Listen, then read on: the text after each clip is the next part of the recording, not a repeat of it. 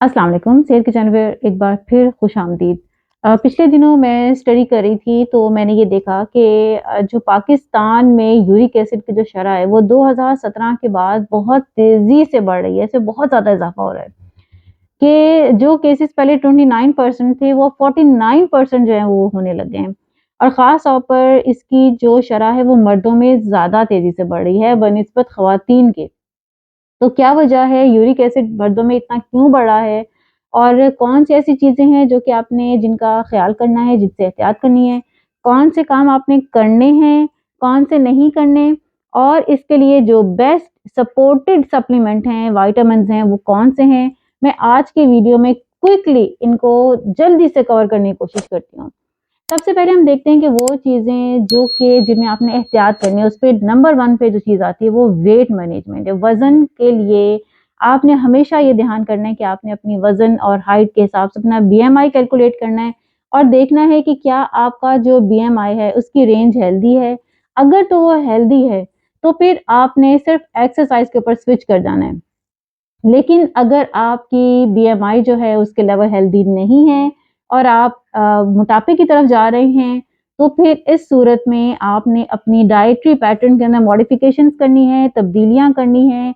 और सबसे पहली जो तब्दीली है, जो कि हमारा दूसरा पॉइंट है, वो क्या है कि आपने प्यूरिन रिच फूड अवॉइड करना है। ये कौन-सा फूड है? आम तौर पे ये टूना फिश में बहुत ज़्यादा होता है, सार्डिनिज़ में बहुत ज़्यादा होता है। इसके अलावा ये जो रेड मीट है इसमें ये बहुत ज़्यादा होता है, ये ऑर्गन मीट में बहुत ज़्यादा होता है। ये वो चीज़ें हैं जिनको आपने जिनके लिए एहतियात करनी है, जो आपने बिल्कुल नहीं खानी क्योंकि ये हमारे जो यूरिक एसिड के लेवल हैं, इनको बहुत तेज़ी से बढ़ाते हैं।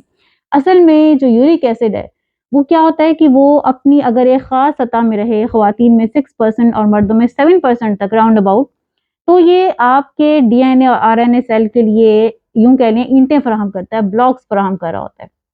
यानी कि आपकी बॉडी के लिए ये सेफ होता है। लेकिन जैसे ही ये इस लेवल को क्रॉस करता है, इससे ऊपर चला जाता है, तो क्या होता है कि हमारी बॉडी के अंदर जो प्यूरिन्स हैं, ये एक वेस्ट प्रोडक्ट के तौर पे रखा गया है, वेस्ट प्रोडक्ट है। लेकिन जब हमारी किडनी इसको ठीक से फ़िल्टर नहीं कर पा रही होती, तो ये क्रिस्टल्स बनना शुरू हो जाते हैं और जोड़ों में इकट्ठा होना शुरू हो जाते हैं। और ये शदीद तकलीफ़ देते हैं, ख़ास तौर पे पैर के जोड़ों में और उँगलियों की जोड़ में इसकी बहुत तकलीफ़ महसूस होती है, जो कि आहिस्ता-आहिस्ता गाउट या गैंटिया का मर्ज़ भी बन सकता है।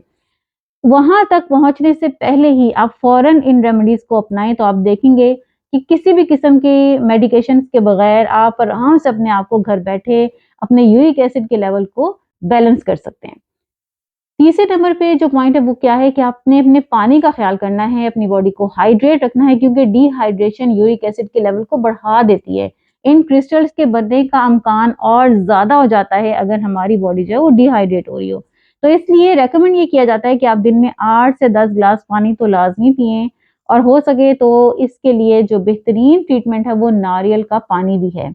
पानी के अंदर ही मैं नारियल का पानी इसलिए भी बात कर रही हूँ, क्योंकि नारियल का जो पानी है उसके अंदर कुदरत ने बहुत ज़बरदस्त किस्म के बैलेंस इलेक्ट्रोलाइट रखे हुए हैं, जो कि हमारी बॉडी के अंदर जाके हमें बहुत सारे फ़ायदे दे सकते हैं।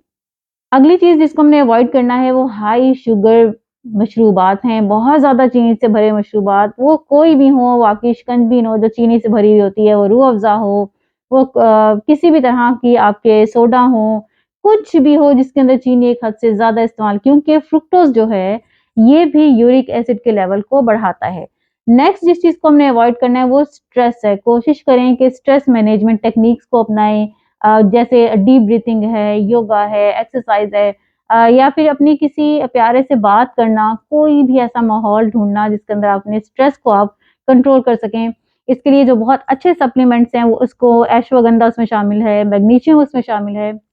ये चीज़ें आपके स्ट्रेस को कम कर सकती हैं। अब आपके ये तो वो काम हुए ना जो कि आपने नहीं करने, जिनको आपने अवॉइड करना है। अब हम बात करते हैं वो काम जो कि आपने करने हैं। इसमें पहली चीज़ क्या है कि आपने पानी की अच्छी मिकदार अपने जिस्म में उतारनी है ताकि वो फ़िल्टर करे उनको, वो जो वेस्ट प्रोडक्ट है और वो उसको आपके यूरिन के रास्ते बाहर निकाल दे। दूसरा काम आपने जो करना है वो एक्सरसाइज़ है, आपने एक्सरसाइज़ को लाज़मी अपनाना है, चाहे आप इस वॉक को एक्सरसाइज़ कह रहे हैं, योगा को कह रहे हैं, कोई भी चीज़ जिसके अंदर आपकी बॉडी थोड़ा बहुत स्ट्रगल करे, वो आपके लिए फिजिकल एक्सरसाइज है, ठीक है। लेकिन ये जो घर के काम आप कर रहे होते हैं, ऑफिस का उठना बैठना आना जाना, ये इस एक्सरसाइज में नहीं आता, बल्कि आप दिन में अगर कुछ वक्त मखसूस करते हैं और उसके ऊपर अपनी बॉडी को मखसूस तरीके से बार बार मूव करते हैं, तो इसको हम वर्जिश करना कहते हैं। अच्छा जी, फिर जो तीसरा काम आपने करना है वो क्या है कि फाइबर इनटेक बढ़ा देना है। और फाइबर में हमारे होल ग्रेन्स भी आते हैं, हमारा जो ऐसे फल जो छिलके समेत खाए जा सकते हैं, जैसे एप्पल हो गया, और इसी तरह कोई भी ऐसा फल, किन्नू आजकल चूंकि बहुत ज्यादा है, तो किन्नू का छिलका उतारने के बाद जो उसके ऊपर व्हाइट कलर का रेशा है उसको ज्यादा ना उतारा करें, क्योंकि वो बेहतरीन फाइबर है। तो फलों को छिलकों समेत खाएं और अपनी बॉडी के अंदर फाइबर की अमाउंट ज्यादा बढ़ाएं, क्योंकि फाइबर जो है ये ना सिर्फ सफाई करने के काम आता है, बल्कि आपके यूरिक एसिड लेवल को भी बैलेंस करता है।